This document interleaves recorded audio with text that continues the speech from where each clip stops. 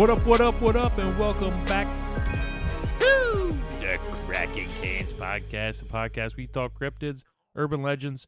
My throat just made a crazy noise. I heard that. I don't know if it picked up in the mic. Cryptids, urban legends, and all things spooky. I am one half of your hosting duo, Mike, joined here by Corey. With an E. With an E. Didn't know if you were going to hit it today. I was. I almost didn't give you time for it. So. I know. I was like, is he going to give me time? Yeah, I gave you time. He gave me time. We're back. Back from Atlantic City. Back in the studio. And we are back to recording. And we're in the spooky season now. We're in October. The spookiest month of the year. Spookiest. For the spookiest podcast of the year. Hell yeah. That's what I'm talking about. A lot of spooky stuff goes on. A lot here. of spooky stuff goes on here. Like we've been mysteriously getting water in here. Yeah, ever since we started talking about more like spirits. Dude, and ever shit. since Demon House I know, and yeah. the wet steps, there's just been water over here. Only on my side. Brown water too. And Brown it's not water. sewage because I traced the pipes. I know which way the pipes go. Not sewage. Could be dog shit though. Could be. Leaking in from the outside. Very well could He be. could be just pooping right along the wall because he heard us make that comment Yeah. about digging up his AC unit and stuff. He is a dick sometimes Yeah, like that. So I could yeah. do that. I could see that. Okay, smushing it against the Smooshing it, house. smushing it like we do with our folklore scores, smushing it, Mush them together. smush them together. Boom. So what's up, Corey? What's up? We're back from Atlantic City. Had a nice trip. Mm-hmm. Didn't really do too much gambling, but I hit it. I played it pretty good on the roulette. I think I was plus like $100, Plus $100. something like that. Oh no, you just over there. Every time I looked over in the room, Corey's over there just counting. He's What? counting his money. Oh yeah, I'm like, he was anywhere from 130 to 90. It stayed, but it stayed in. It was in there. It stayed there. It did. It stayed there. I knew when to hold them and when to fold them. That's true. You watched the video. I didn't watch a video. Oh damn it! I lost. I had fun though. Drank me a bunch of perpetuals. Watched me some football. Got to see the freaking Green Bay Packers tie. Hey. I barely saw that too because I fell asleep. Yeah, you woke up. Right? I woke up like right when they're on the goal line to go in, and then they kick a field goal. Like, oh, I could have just continued to sleep, I guess. I know. I could have just went to sleep. Oh well. McCory, we are visiting Colorado today. Yes, we are. We're going back out to Colorado. Have we been there? I think we talked about it. I don't know if we've been there. No. We might have like. We said we're going back. Oh, we might have driven through it, going to we like definitely went through it. Yeah, going up to like California. Alaska, Washington. Well, I don't know somewhere if we over there. drove through it to go to Alaska. We might have went. We might have. We drove through it to go to California for sure. Yeah, It was a little Charman action. yeah. I might have just drove through the tip just to say that we did. All right. But anyway, people Okay. don't care. No. Yeah, we're going to talk about the Stanley Hotel today. Stanley the Manly. One of the most freaking infamous places. It's crazy to think this hotel at one point was owned by Stan Lee, the creator of Spider-Man. Yeah, It's insane. I know. They named a whole hotel after him. Hell yeah. This is awesome. I can't wait to hear about it. Yeah. But before we get into that, We got a bear. beer skis. We got some good beer skis today. One of the freaking it's even out that way. North Dakota, Fargo, North Dakota. Drecker Brewing Company, who we've done a couple with so far for the cast. We got a sign up there on our backdrop representing. But the one today is Percentage of Survival IPA from Drecker Brewing Company. It's a New England style coming in at 7% ABV. I chose this beer, Percentage of Survival, because the Stanley Hotel has a reputation for keeping guests on edge. So much so that many can't even make it through the night.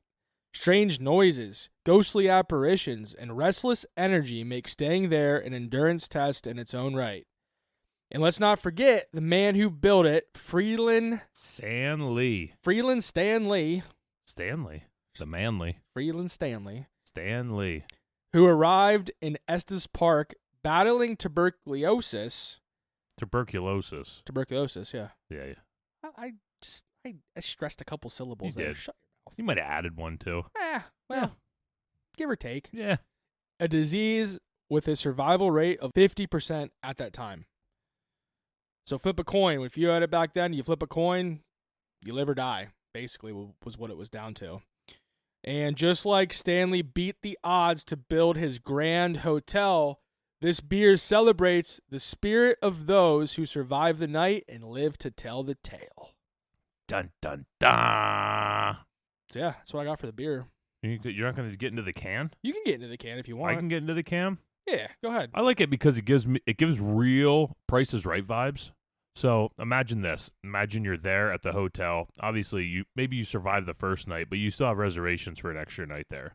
You're not going to be feeling good. You're going to be laying in bed. You turn on the TV Wednesday morning. There's nothing on. Price is Right. Big wheel right here on the can. Spin it for your chance of survival. I like it. 0. Bob Barker. Not Drew Carey. Bob Barker. I was going to say they all say zeros, don't they? Oh, yeah. Ones are on the other side. Yeah. So with that.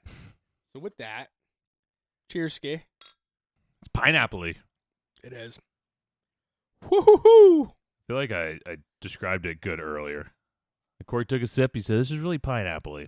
I took a sip. I said, I feel like it's pineapple-y, but it's because I'm licking the outside of a pineapple. It's just bitey. It's like bitey pineapple. But then I took it one step further and said it's like licking the back of a pineapple. Yep, the back. Yeah. The back. The unstickered side. So it's like, it's the gross side. Because obviously you're going to put the nice side out if you're selling pineapples. You're going to leave the gross side the back. You don't want people to see that. Yeah. Or like you're licking the pineapple at the bottom of the barrel. Or like the box that they're in. So yeah, pineapple box. Yeah. Well, you get the juices from all the other ones dripping on it. So you could, yeah. Makes it a little more tasty. Be like the shit going down our wall back here in the studio. We don't know where it's coming from, but it's here. Yeah. Yeah, we're filling up some empty glasses, We'll have baby. to start burning some smoke back here or whatever to Sage or something. Yeah, cleanse the spirits. Yeah. Oh, well. Nah. They're welcome. Yeah. Welcome here. It's Corey's house. And I sent him to Mike's, so don't worry. They find their way right to his house. Makes it easy for me. Never have to bring my keys. Door's always unlocked. We'll leave the light on for you. And with that, let's get into the episode. Let's go.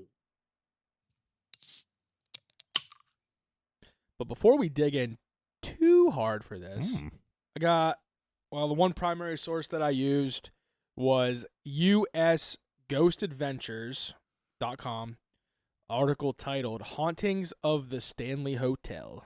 Today, we are kicking off our October Halloween series. And what better way to start the month than to take our travels to one of the most infamous hotels in the United States of America? The Red Roof Inn. Not all the ghost stories at the Stanley Hotel come from a century ago.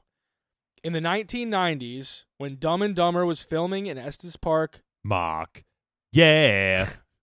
Actor Jim Carrey checked into room 217, the very room that once terrified Stephen King, which we'll get to that son of a bitch later. Red rum. But according to hotel lore, Carrey didn't last the night.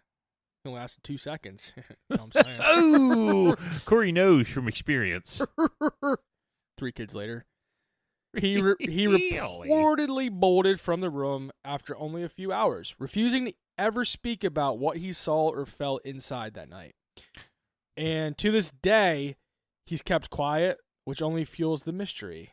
Did the hotel's most haunted room really send a Hollywood star running, or has legend simply filled in the silence? What could happen that would make you run that fast? Yeah. Like make you just, like, speechless. Yeah. Really. Well, you don't even want to talk about it or anything that quickly. A couple hours? He's like 3 hours or something. Yeah. Like, that ain't shit. Yeah, like, I guess he went up, like, after filming or something, he went up to his room, like, for the night and stuff. Then after 3 hours, they saw him, like, down in, like, the lobby, like, asking for a new room. Yeah. Wonder what could happen. Spiders? Yeah. I would do it for me. Like big spiders. But little ones, or too. Or a lot of little ones. Yeah. Or just, like, 4 medium ones. Yeah. I wouldn't like those either, to be honest with you. 4 medium ones. The Stanley Hotel is located in Estes Park, Colorado, which is approximately 5 miles from the entrance to the Rocky Mountain National Park. Surrounded by the Rocky Mountains and tucked away in what feels like a remote destination with atmospheric views.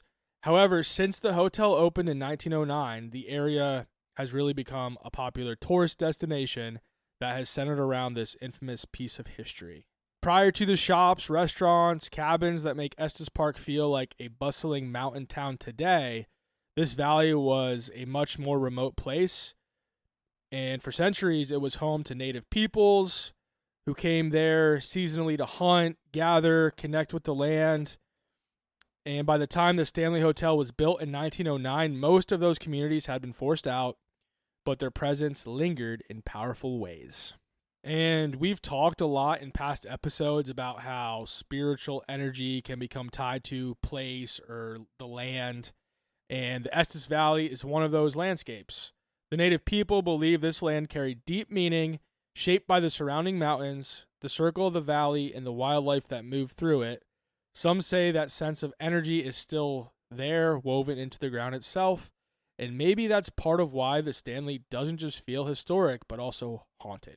So you're saying because of some of the spiritual things that have gone on there, people that are tied to the land and stuff. Yeah, I think just like a lot of the other topics that we talked about, like the Lake Shawnee and some of the other ones we talked about that just had such a Native American history to it, and kind of had a Native American vibe. What? Just kind of a vibe. A vibe? Yeah, vibe. Like the Native American vibes. They're hanging out there. They like to hang out there. Yeah. Got a vibe. This could have been a Native American vibe right here where we're sitting. I mean, above us. Yeah. This could have been a hole or something. I don't know. Well, yeah, it could have just been like a fort. Yeah. Native American fort. Yeah. Could have been. Tharluck is probably like their outhouse. That's what I was going to say. A lot of poop. Yeah. Probably. All runs down. Yeah.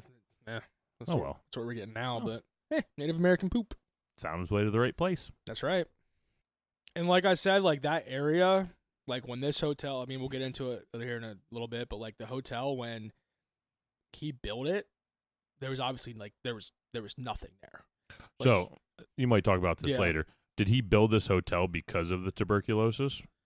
Is there a tie in there? Yeah, we'll get into that. Okay. Well, yeah, that's the reason he's out there. Yeah, I'll get into that here in just a couple minutes, actually. Let's dig into the origin story. Orifices.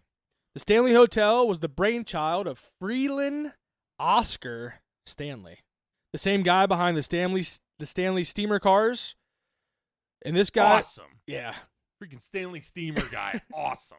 And this guy was your prototypical late 1800s, early 1900s businessman at the time. Some would say he was a Renaissance man. Oh yeah. Like this dude was freaking into everything, and like I would say he was like ahead of his time. Defecated outside just to kind of feel more Renaissance-y? I don't think so, dude. Like in a bucket and just threw it out his window? I mean, no, because the Stanley Hotel was like the first one of the first hotels that had plumbing. Not plumbing, but like bathrooms in the hotel room. Oh, nice. So it's not like a group. Well, I kind of like the group bathrooms. Then everybody can smell Everybody can smell each other. Yeah. Yeah. It's like a marking of territory. There's nothing more manly than knowing that your odor in a bathroom is causing other people to dry heave. Like Atlantic City, baby. I made Mike go down to the casino to go to the bathroom because I had to go mark my territory. Because I marked our room too good that you couldn't go in there. There's something about just going to those casino bathrooms and just absolutely destroying them, though. Somebody's got to do it. I have a funny story about when I was down there in the bathroom. A guy came in and he was just listening to music, like at a speaker or something. He's listening to music, and he's jamming out the whole time. And I can hear him go in the stall, close the stall door. He turned his music off, and all I heard was as he just like destroyed the bowl. And it's like, why would you turn your music off at that time? You sure he wasn't beatboxing? No, he was definitely not, because it was echoey, like unless he had his head in the bowl when he was doing it.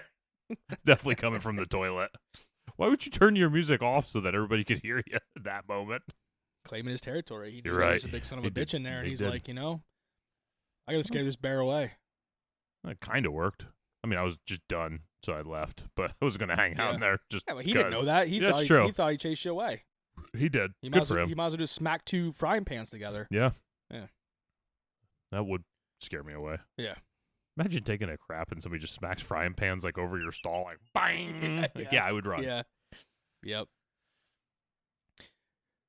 Freelan was born in Kingfield, Maine in 1849, which isn't too far from Portland, Maine, where Stephen King was born. Birthplace of Steve King. where he was born 98 years later. And I think it's interesting because we'll get into it a little bit later, but it seems like it was kind of fate for both of these guys to end up in Estes Park, Colorado. We're going to have a discussion about that later, folks. Yo, Steve King's got weird legs. Oh, yeah? Yeah, you know they came out with that movie, The Walk? Yeah. He made a video of him walking and stuff. And like, Steve, I like you. Put some pants on. Those are some weird little skinny white legs that you got knee braces to walk up your driveway. You're kind of freaking me out, Steve. Freelan Oscar Stanley wasn't just a hotel founder. He was a true Renaissance man, like I said. As a young man in Kingfield, Maine, he and his twin brother Francis began selling maple syrup at the age of 9. And then at the age of 10, he began handcrafting violins, honing a meticulous skill for precision and artistry. What were you doing at 10? Eating crayons. You're freaking right. Blues. Probably sniffing markers, too. Yeah. But, you know, not the non-toxic ones. Yeah, but yeah. Then I wasn't allowed to have the toxic ones. I tried to eat the markers, too. Yeah. It was a big... Yeah. I was definitely not handcrafting violins at 10 years old. Yeah. That's kind of insane. I know. Stanley Steamer, your certified cleaner. That talent for fine craftsmanship carried into his later work. He and Francis created the Stanley Steamer, a steam-powered car celebrated for its smooth, quiet ride, which even set a land speed record of 127 miles per hour in 28.2 seconds in 1906. He also tinkered with photography, optics, improving cameras, and photographic processes. This dude's just a genius, though. Yeah, dude. Yeah. And I think it was, I don't know if it was him or it was him and his brother, but they pretty much sold something they did with like photography and stuff. They basically sold it to the guy that started Kodiak. Oh, really? Or Kodak, whatever Kodak. it's called. Yeah, Kodak. Kodiak. The dip company. As soon as I said it, I'm like, that doesn't sound right. I had too many letters. Yeah. Kodak. And then when tuberculosis, I can't say that right. No, I can't. Tuberculosis. There's always a word every week, goddammit. Tuberculosis. Tuberculosis. There you go. There we go. When you got to say it, just hit me with a head nod, and I'll just say it in my Corey voice. Okay. Tuberculosis. That's my Corey voice. When tuberculosis. Fucking shit. Let me know. You just point. All right. Just When tuberculosis threatened his health, doctors advised Stanley, that is tuberculosis, to seek the clean mountain air of Colorado. Now, I actually, not to interrupt you with this, Yeah. this was a big thing that they were doing back then. Yeah, climate therapy it was called. Yes. Mm-hmm. I'm going to be possibly digging into something in like the end of October, beginning of November, that is brought up in that one too. They were from like the New England, Massachusetts area. Yeah. And that's what they told him. Head to Colorado Springs, get the fresh air out there. Because my brain thought it's not like it is today. Yeah. Where, yeah, just go to Colorado. Oh, I'll hop on a flight and within a couple hours I'll be there. Yeah. You're committed. Yeah. You're hopping on your horse or what, I guess. I don't know. You better hope you got everything. Well, I guess he had a steam-powered car, so. Yeah. Went 27 mile an hour? It went 127. 127. In 28 seconds. Holy shit. I thought it went 27 because I was like, not impressed. Yeah. 127 is pretty good, Yeah, even though it took forever. in 1906 or whatever it was, yeah. Yeah. So I guess it won't take him long to get to Colorado. Yeah. Driving that son of a bitch. On dirt road. On dirt, well, probably no road. Yeah, you're right. Making his own road. Just be bopping through the woods in that thing. Yeah. In his death tank. But yeah, like you said, climate therapy was seen as a potential cure for the disease back then. Though Freelan wanted to go there because, well, Freelan really didn't have much hope that going to Colorado was going to cure his disease. He just wanted to go there because it was beautiful and he just wanted to die there, really. Yeah. Which makes sense. Yeah. So he and his wife, Flora, traveled to Estes Park, and not only did his health rebound, but he fell in love with the valley. He purchased 6,400 acres of land from the Irish Earl of Dunraven, who claimed 8,000 acres of the land for himself in the 1870s, due to a loophole he found in the Homestead Act. Earl used this land as his private hunting grounds. However, he sold most of the land to Stanley due to arguments with many of the mountain men in the area, and he attempted to create his own hotel called the English Hotel, which failed miserably. Well, he seems like a solid stand-up guy. Yeah. And pretty much the guy was just an outsider that nobody in the area wanted there. Yeah, he kind of seems like a dick. like You just come in there and just try and run all the mountain man off. Yeah. He just comes in and this claims is mine like now. It's like, 8,000 acres and yeah. Yeah. And Stanley actually wanted to name his new hotel that he was planning on making after this guy. Really? However, the local folks in the area all signed a buckskin petition asking it to be named after himself because they really didn't like Earl. Yeah. So well, that's what Stanley did. He named it the Stanley Hotel. If it's on buckskin, it's got to be. That's right. With their own blood and everything, probably. Inspired by the landscape, Stanley helped build the town's first hydro plant along the Fall River and helped create the Rocky Mountain National Park in 1905. He also provided Estes Park with electricity and only charged residents for light bulbs. There was no metered electricity. He took care of everything for free. What a guy. So, like, he comes in there, he builds this freaking, like, hydro plant along the river, gets electricity and stuff in the We town. learned from freaking Irish Archduke Banana Hammock over here that just comes in there just a dickhead to everybody that lives That's there. true. All the mountain men. You don't fuck with a mountain man. Hell no. Dude, he knows where to put your body. Yeah. You know? He'll eat it. Well, maybe. Yeah. Could Or be. he'll feed it to the pigs. Yeah, well, if he has pigs. Yeah, if not the bear. Bear. Mm-hmm. Elk. Deer. That's right. Bobcats. Bobcats. Coyotes. I don't know if they were out there. Is you going to throw a squirrel in there? Oh, yeah. Squirrel. Squirrel. There you go. Squirrel. Stanley decided that he wanted to build a grand resort, not a rustic mountain lodge, but a luxury hotel designed to attract wealthy vacationers from back east. His goal was twofold: give elite travelers a glamorous escape in the Rockies and transform Estes Park into a destination town. In a way, it worked. The hotel put this little valley on the map. In a sense, the Stanley Hotel was another of his creations, a bold combination of vision, artistry, and engineering. And then now, before we continue, I just want to have a little bit of a discussion here. Mhm. Let's discuss. So back in the early 1900s, pretty much 50% of the people that got tuberculosis died within 5 years. So knowing this, yes, he could have very well been the half that overcame this deadly disease. But as we will talk about throughout this topic, I feel this guy was tied to this land. And for whatever reason, it was his fate, his destiny to go there and build this freaking hotel.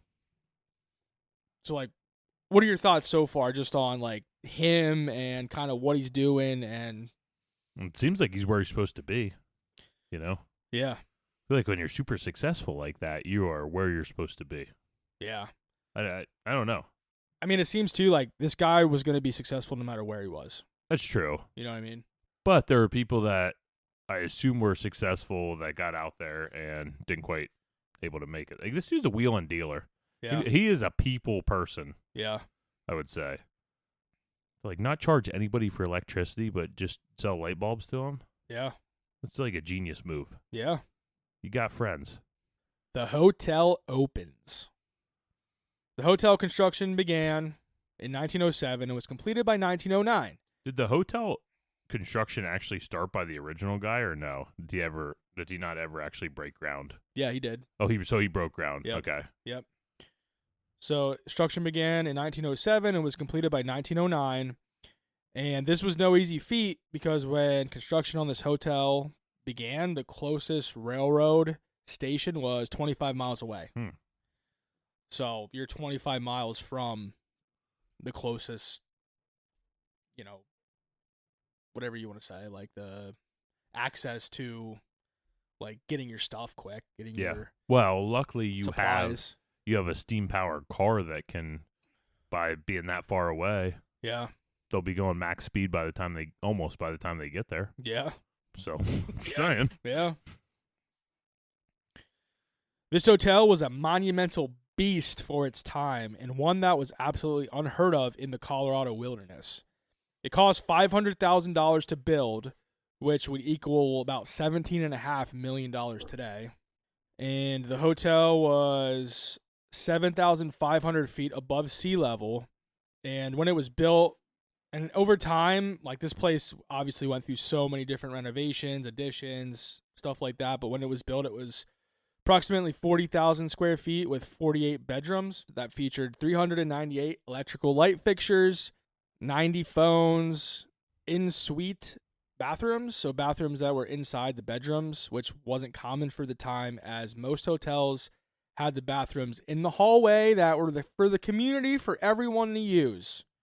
I think it was like the first hotel like west of the Mississippi that actually had these bathrooms. Okay. So like it was This is like ahead of its time. Yeah. The hydro plant provided all the electricity needed for heating, lighting, cooking, and the grand opening on June 22nd, 1909 included 150 druggists What is that? from the Colorado State Pharmaceutical Association, something with like pharmaceuticals. Like they just getting people messed up with drugs? I'm assuming. Or is this like the pharmacists were the there pharmacists, to sell? Okay, yeah, okay. yeah, no. Yeah, my brain was just like he brought druggists in instead of bartenders because it would be more fun that way. Yeah. Roofies for everybody. Roofies, you get a roofie, and you get a roofie. No, they were like pharmacists. Okay. Who all arrived at the hotel they all arrived in Stanley Steamers from the distant Loveland Railroad Station. So like they all showed up in Stanley Steamers, which I think is kind of cool. It's like a full circle moment for this dude. Like that, it's like the Tesla of his era. Yeah, really. This is Elon Musk just went in some random wilderness and just built a hotel. Yeah. Disaster strikes. Oh gosh, the steamers blow. Turns out there's not enough steam in all of Colorado. On July 7th, 1909, approximately 2 to 2.5 weeks after this place opened, Stanley is found unconscious after being overcome by the fumes of the gasoline engine at the hotel. Gas is his demise. Dude, no. Dude. Big gas got him. So when it occurred, Stanley was overseeing construction of machinery near the laundry area, and the fumes knocked this dude out for hours. Big gas got him, man. They've been trying to get rid of this guy into steam-powered engines for years. So yeah, it was an ironic situation as Stanley was competing with gasoline engines and making inventions such as the Stanley Steamer, but this time the old gasoline engine knocked him the fuck out. Yeah, all the more reason for him to stick to his steamers. Yeah. But it didn't knock him out for good. He was carried to his room and worked on by doctors until he was revived. This was a close call and precursor of what was to come. Bum, bum, bum. Yeah. Bum, bum, bum. I was sitting over here racking my brain like, what the hell's to come? Bro got knocked out by it? Is he going to blow up now? I got to know. You got me in. You got me hooked. Stay tuned on the next episode of the Kraken No! Cast. Part 2! No. These guys are crazy! 2 years after the Stanley first opened its doors, the hotel faced the greatest disaster in its history, and perhaps in all of Estes Park. On Sunday evening, June 25th, 1911, at exactly 7:50 p.m., a thunderous explosion shattered the calm of the valley. The blast was so powerful it could be heard a mile away, yet its origin was far more intimate. Directly beneath room 217, what followed would forever etch the room into the hotel's haunted legacy. The cause was hidden in the walls, a buildup of odorless gas between the dining room ceiling and the floor above. Though the hotel offered electricity, Stanley had insisted on a backup, gas lines piped into every guest room in case the lights failed. Yikes, he got him. That winter, the system had been installed but never tested. So they never tested this son of a bitch. They had it installed for a backup just in case they needed it. On that fateful day when problems at the power plant hinted at a possible outage, the staff in the hotel switched it over to gas for the very first time, Pressure filled the pipes, a small leak formed, and with it, a time bomb began ticking. You know, everybody in this hotel was smoking cigarettes back then. Oh, hell yeah. That's all anybody did. Yeah. They had no TV. They had nothing else to do but just smoke cigarette after cigarette. Yeah, and sleep. And drink. And drank, yeah. Yeah. And pharmaceuticals. Yeah. Probably poop. Oh. Head chambermaid Elizabeth Lizzie Wilson walked into room 217 carrying a candle. When she lit the candle, the flame touched the leaked gas and the room erupted. The force was so violent that a bathtub was hurled into the air, doors were blasted off their hinges, and at least 10 massive plate glass windows on the floor below shattered. Lizzie herself was thrown through the collapsing floor into the dining hall. Miraculously, she survived. What? Yeah. Yeah, okay. Yeah. Though broken and right. burned, and her spirit, some say never left, she had 2 broken ankles, some burns and bruises, but that was really it. That's pretty good. Yeah. That's pretty good. I know, that's what I'm saying. I'd be happy with that, I think. Yeah. If all things considered. Yeah. Today, room 217 is the most infamous spot in the Stanley Hotel. Guests report unseen hands unpacking their luggage, tucking them in at night, or a quiet presence hovering at the bedside. Some swear it's Lizzie still making her rounds, forever tied to the place where her life was nearly taken in fire and glass. That doesn't sound that bad. Yeah. You're telling me somebody's going to unpack my luggage? Dude, I know. And you wait till we start talking about this because there's even ghosts there that will pack up your luggage. Well, yeah, I would like that as long as I'm getting ready to leave. I don't want it to be like I unpack everything and turn around and it's all back in a bag. It's like, son of a bitch. And there's this one ghost that we'll talk about where there's even been some people that reported their luggage was packed up and sitting in the hallway. Yeah, you get out. Yeah, your time's up. Get the fuck out of here. It's all you can eat. Now you eat all. Yeah. You get out. Yeah. So yeah, that was that big explosion and stuff was in 1909, and then there really wasn't. That's the biggest thing that happened at the hotel. That's the biggest disaster Just that the happens. kaboom. Yeah. In room 217. Yeah.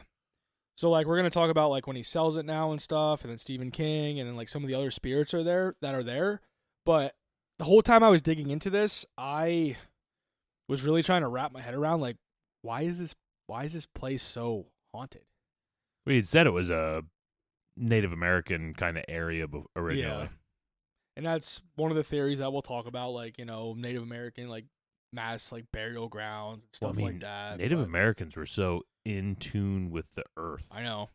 Everything they did revolved around taking care of the earth, doing everything with the earth.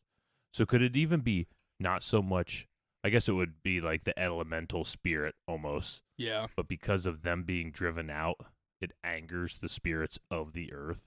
Yeah. Not that I'm saying that our Stan the Manly did anything bad. But probably just them seeing somebody coming in, digging up the earth, moving land, doing this, building something that's cutting trees down. Yeah. Pissed them off. Could have been. We got to build roads into this place and all that kind of stuff. Yeah. Yeah, we'll get into some of that. Oh, yeah, we'll get into some of that. Stanley sells. So in 1926, Freelan Oscar Stanley decided to sell the hotel. And at this point, the dude was, I want to say 77 or so years old. Yeah, he beat tuberculosis pretty good. He did, yeah. And then the Stanley passed through a string of owners who struggled to keep up with its beauty. Seasonal revenue cycles and the sheer size of the property left parts of the building neglected, and slowly despair settled into its halls. And I think that was the real reason he sold it was just because he just couldn't keep up with it anymore. Yeah. And the seasonal revenue cycles and everything else, it was a lot, and especially him getting up there in his upper 70s, makes sense. Just wasn't as fast as it used to be. Oh. I hear that. Floors creaked under disuse, rooms were abandoned, and the once pristine concert hall fell into despair. Even developing holes in its roof, over time, these quiet, lonely spaces became the perfect breeding ground for strange occurrences and ghost stories. Even as the hotel changed hands, Stanley briefly... So, this dude sold it, and then 3 years later, he bought it back. Kind of like And then Dave, he's- and then he like sold Dave it again. Portnoy Yeah. for Barstool Sports. Yeah. Yeah. Yeah. I'm going to sell it. You guys are going to run it into the ground, and I'm just going to buy it back cheaper and just run it right back up to the umpire it once was. Yeah. It's like he sold it, and then he bought it back like 3 years later, and then he ended up selling it. What was his reason for buying it back? Just missed it? I think he just missed it, yeah. It was like just so much. He could just go hang out. Yeah. Just have to buy the entire And he thing. does that then, like, Yeah. up until like him and his wife die. I think he lived to 90 and she lived to 90, or no, he lived to 91, she lived to 90. Hell yeah. And Had a good run. I think like every year they made it like part of their life to go visit this place. A lot easier. They probably had cars back then. They could finally drive. And they finally had Ruads Ruads. put in there so they can drive on. Roads. Yeah. Okay. Yeah. Woo. Yeah. I was confused. I thought Ruads was like a type of vehicle we talked about earlier. Just totally missed that. And now it's like, crap. Yeah. I know I should have listened earlier. And then in the 1970s, Frank Nomali restored the Stanley Hotel. But then again, like, couldn't keep up with it. And then John Cullen saved it in the 1990s. And actually, we're going to talk about here next, but Stephen King, he visits it in 1974. So that was when this Frank Nomali restored it and, like, had ownership of it. But I saw that even, like, in, like, the 70s up until, like, the 90s when this John Cullen guy, like, pretty much bought the place and saved it. Like, this place could have been demolished. Like, that's how, like, it was in such rough shape that they could have just demolished the shit out of this. The tales of restless spirits only grew. Guests whispered of lights flickering, cold drafts, and ghostly laughter echoing through empty corridors. Some say the lingering energy of years of neglect, combined with the hotel's rich history, allowed spirits to take root, creating the haunted legacy that makes the Stanley so famous today. Through it all, Freeland and his wife Flora Stanley continued to return, walking the halls they had built, unaware, or perhaps knowingly, that their beloved creation had become a crossroads for the living and the dead. Like I said, Freeland died at the age of 91 years old in 1940 of a heart attack, and his wife Flora died a year earlier at 90 years old. Let's talk about Steve King. Steve King. In October of 1974, Stephen King and his wife Tabitha found themselves at a crossroads in their lives, careers. Seeking inspiration and a break from the routine, they decided to visit the Stanley Hotel in Estes Park, Colorado. Stanley. And like at this time too, they lived like somewhere in Colorado as well. They Really? They didn't live too far from Okay. here. Yeah. Arriving just before the hotel closed for the season. So like they literally showed up like the day before this place was gonna close down for the season. Oh. Yeah. Well, good timing. It's like they're showing up, everybody's leaving. Yeah. That's even And- better. Yeah. Nice and quiet. Yeah. Can't beat that. So they get there and they're like, you know, can we stay for the night? And they're like, yeah, but you got to pay with cash because like all the, I guess it was only cash. Well, no, this was the 70s. Well, I would have like a check, I guess. Yeah. But anyway, they had to pay with cash. Yeah. They had to pay with cash because everything else was pretty much turned in for the season. And like I said, they ended up being the only guests in the whole hotel. Dude, how awesome would that be? Yeah. And they stayed in room 217, a spacious suite known for its elegance and charm. Did they intentionally pick that one? No. They didn't know. They had no idea. It just was a coinky-dink. Yeah. That evening, the Kings dined alone in the hotel's grand dining room, where the staff had set up their table amidst the empty chairs stacked atop others. So, like, all the tables just had chairs stacked on top of them, which I think that's, like, in The Shining, too. I can't remember exactly, but I think, like, when What's-His-Face is sitting in, like, the one bar or restaurant. Jack Nicholson. Yeah. They have, like, all the chairs and shit stacked, like, on the tables. The only sound was the faint orchestral music playing over the speakers, echoing through the vast empty space. King later described the atmosphere as surreal, stating, "It was like God had put me there to hear that and see those things." After retiring to their room, King experienced a vivid nightmare of his 3-year-old son being chased through the hotel's corridors by a fire hose. So, like, he had this, like, just acid. Chase like a snake? Yeah, it was like this fire hose just, Yeah. like, chasing his son through the freaking hallways of this hotel. Good like, Lord. trying to, like, basically like, strangle him to death. Well, what'd the kid do? That's Yeah. that's the first question we That's need to ask. Yeah.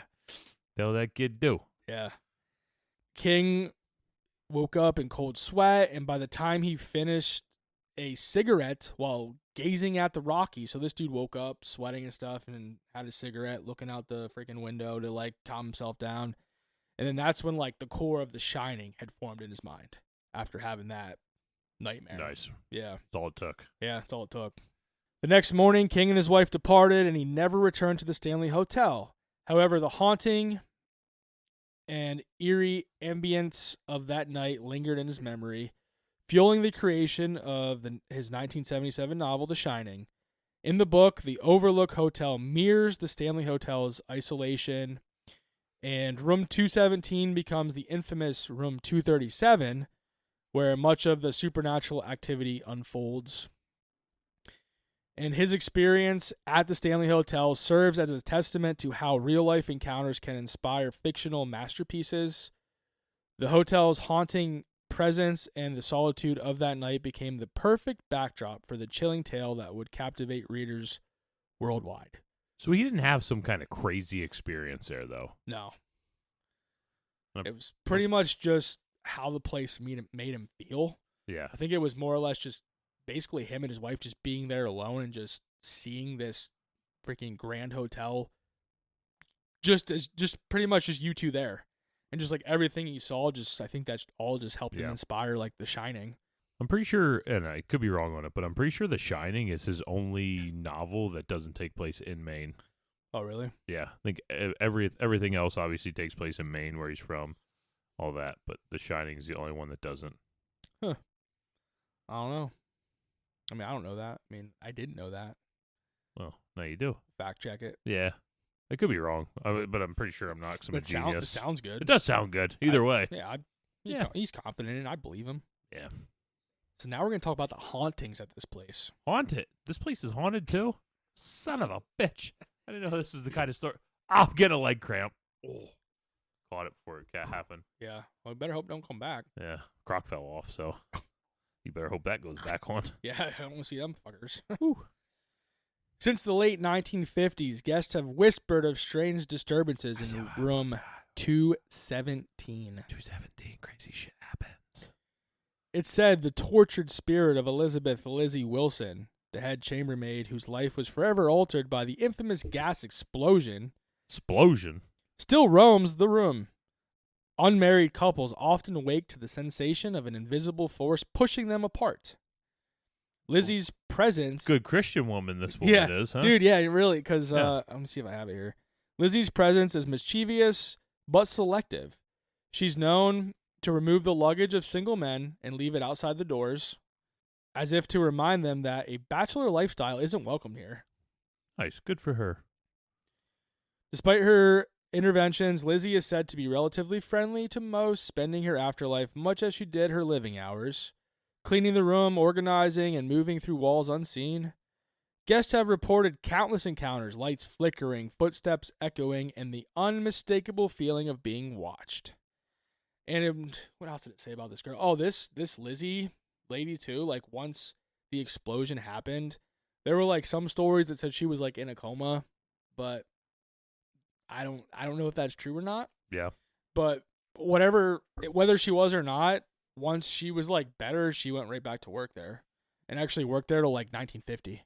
Freaking beast. Yeah. Hell yeah. Yeah, she stayed there till like 1950. So she was a big part of this friggin' place. This freaking nightmare filled of a place. Yeah.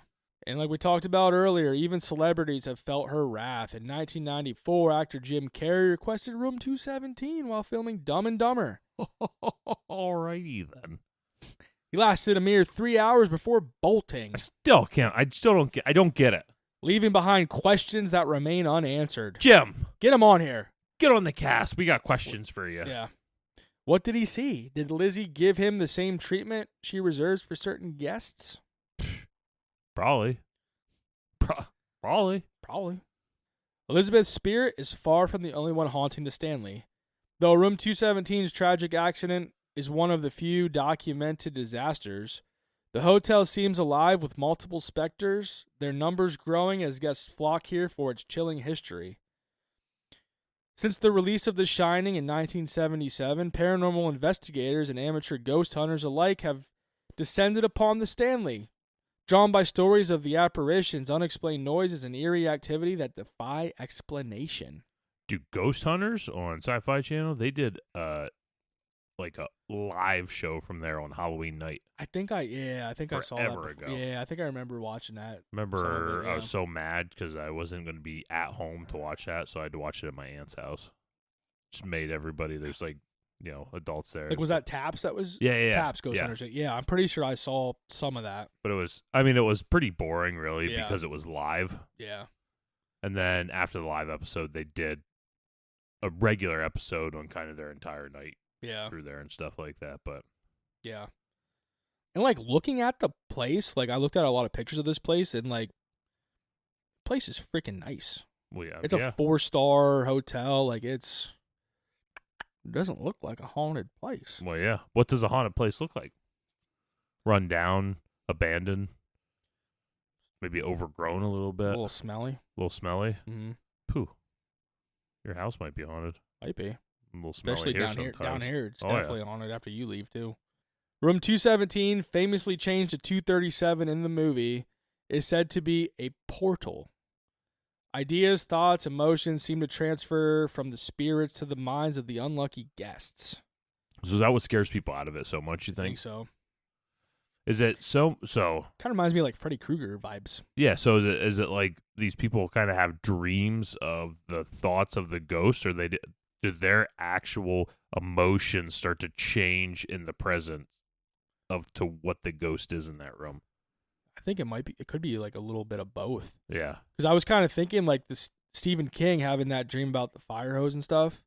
Like, was that due to the freaking explosion that happened in that room and the fire and stuff, and that this Lizzie Wilson was putting this dream or thought in his head because she wanted help putting out this fire or something? Dude, I can tell you about the dream I had in Atlantic City. So, get a little off topic here, but I think it's worth it. I had a dream in Atlantic City that me and you were in high school, and you got me a job at Lowe's, right? So I show up there my first day, and I walk in, and there's a guy there. And this guy has, like, regular pair of glasses, but then the glasses out here to really, like, magnify, like Toy Story 2. Like ding, ding, ding, ding. Yeah. He was wearing those, just walking around. And I'd already been there for, like, an hour or so. And this guy came over. He goes, "Shoot, you one of the new guys?" I was like, "Yeah, my friend Corey got me a job here." "Yeah, figures Corey got you a job here because you didn't even come in the right door." And he just turned to walk away. And in a fit of rage, I just punched him square in the back and knocked him over.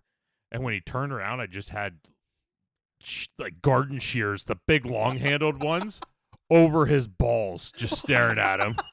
This is the craziest dream ever. It made no sense. But yeah. What happened after that? You probably woke up because I was snoring. Yeah, I'm pretty sure, yeah. All I heard was...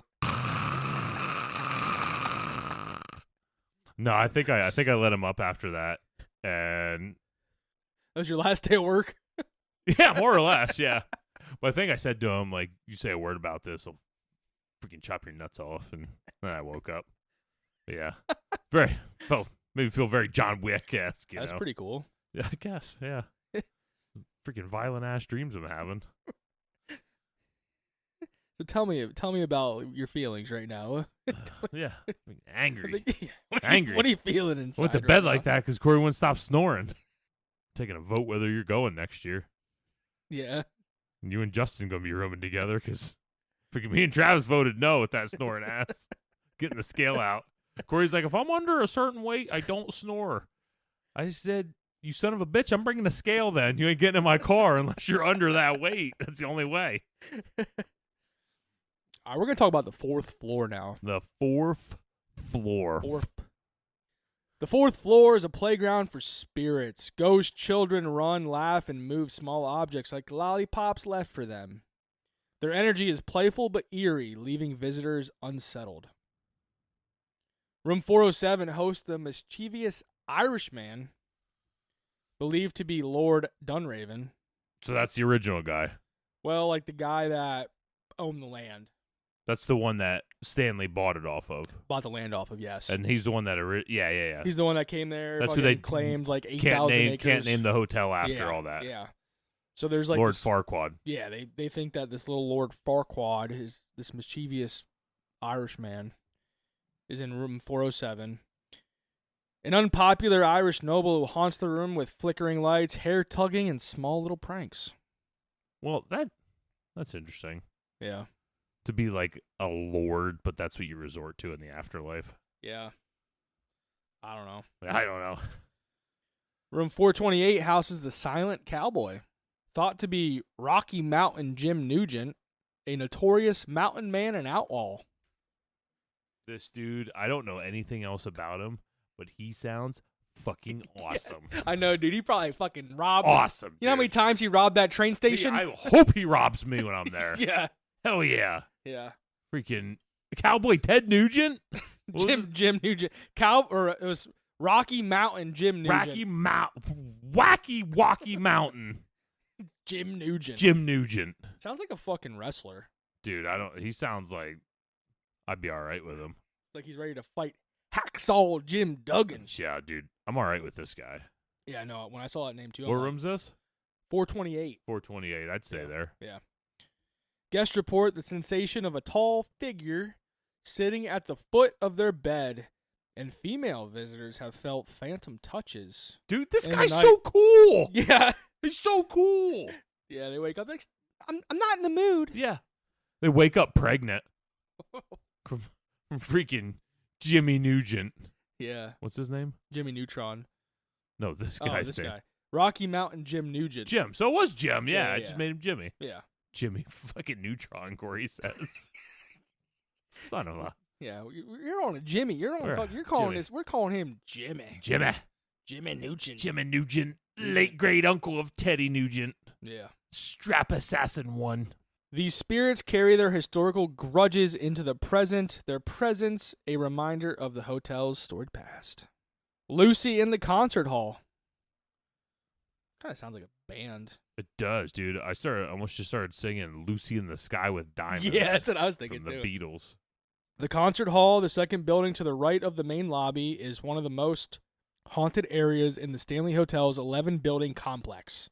Originally built for Flora Stanley in the style of Boston Symphony Hall, it became a refuge for Lucy, a young woman who lived there during some of the hotel's darker years when ownership changed hands and the building fell into despair. Lucy's ghost is highly active. Doors open and close on their own. Whispers float around the hall and flashlights flicker during ghost hunts. She is accompanied by 2 other spirits, Paul, a former handyman who enforces curfews even in death. Which I kind of like that guy too. I don't like that guy at all. I like him. It's funny. He's got to enforce rules. I know, but it's Bro fucking is funny. dead, and all he knows is like, hey, rules is rules. Y'all better get to bed. Because for whatever reason, I just picture like... He sounds like the worst. I picture you waking up and like trying to eat a donut, and he fucking just slaps it out of your hand, and it goes across the wall. and he just pushes your forehead back down to the bed real slow. Yeah. Back to bed you go. Yeah. And then there's Edward, an aggressive presence who bangs and rattles anything nearby. Hell yeah. Banging stuff. That's what I'm talking about. Eduardo, buddy. Anything nearby. He don't care. He don't care. He don't care shit. if it's fat, old, He ain't skirt. young, or bold. You know what I'm saying? he ain't He ain't scared. Skirt. Skirt. And then Lucy, who we just talked about before those 2 fellas, her tragic story culminated when she was displaced during renovations in the 1990s, and she allegedly froze to death in the hall she once called home. Good God. Yeah.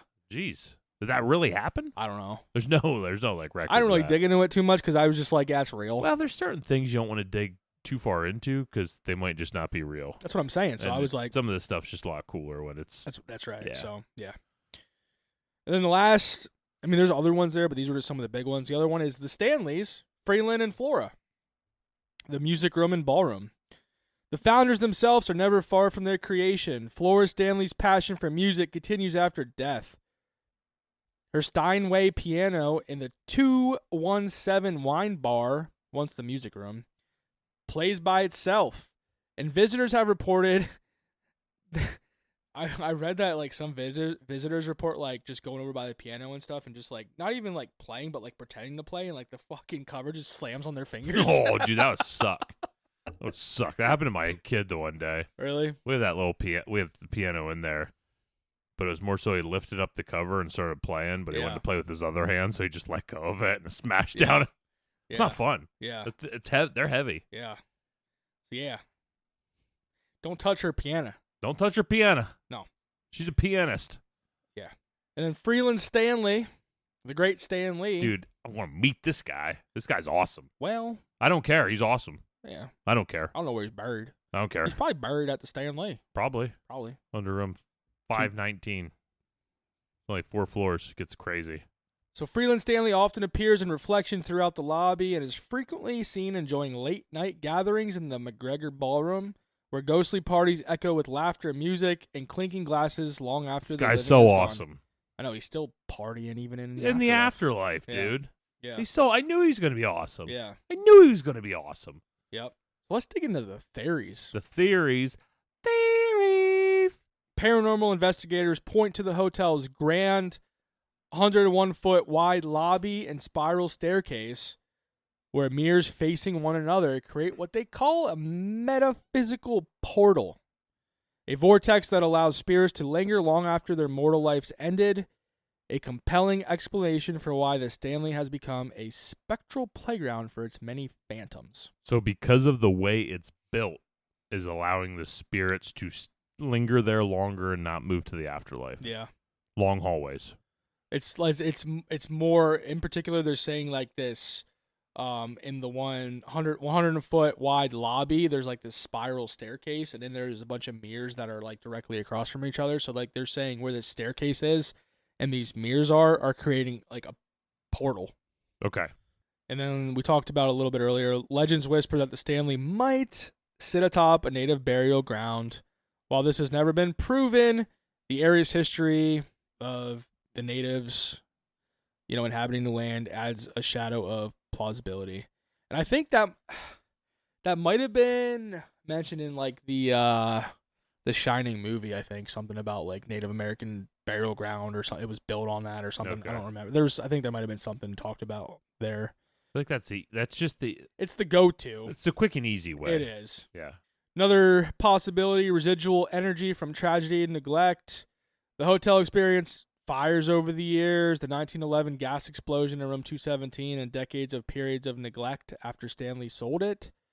Some believe emotional energy from despair, tragedy, and human suffering left an imprint on the building, creating the perfect environment for hauntings.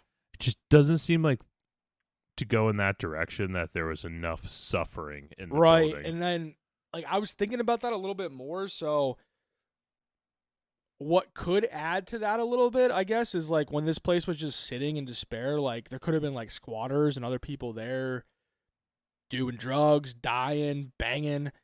Could have been like what Jenny talked about at Penhurst, where like people came in and like conjured shit up. I don't know.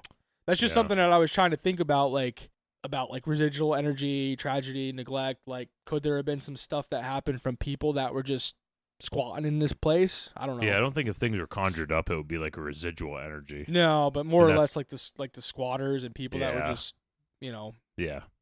there when this place was neglected. I don't know. Interesting. I don't know. That's all I could really think of as far as that goes. It makes sense. Yeah. And like you talked about earlier, the land, going back to talking about elementals and just this piece of land having this energy and calling. And I think when you look at the whole grand scheme of things, it really seems like I'm still stuck on this. Like I feel like Freelan Stanley was pulled to this place of land and destined to build this hotel. Like I don't know why, but this area cured his tuberculosis and allowed him to build tuberculosis. Sorry, you paused. I thought you wanted it again.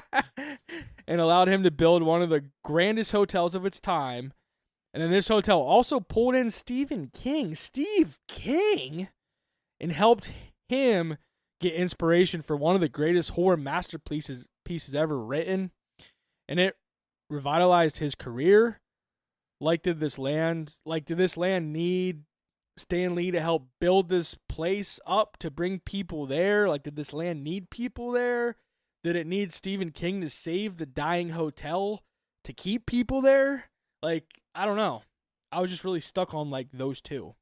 Was it all just a coincidence? I'd want to get more into the actual tuberculosis. Yeah.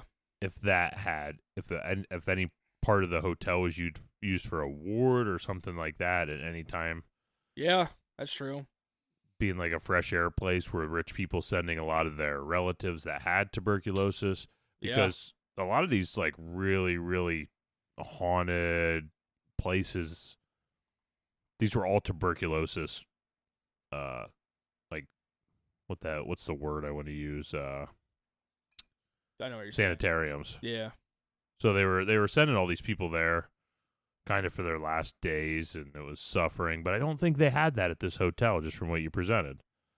So yeah, because it was more for it was like a Richie Rich type place. Yeah. Yeah. Which, if it was a Richie Rich type place, maybe it was people getting sent out there for tuberculosis, but it wasn't like a ward as other places are. It wasn't a sanatorium where everybody's going there. They're all in beds right next to each other, things like that. So that could be the case. People could have went there because they had tuberculosis.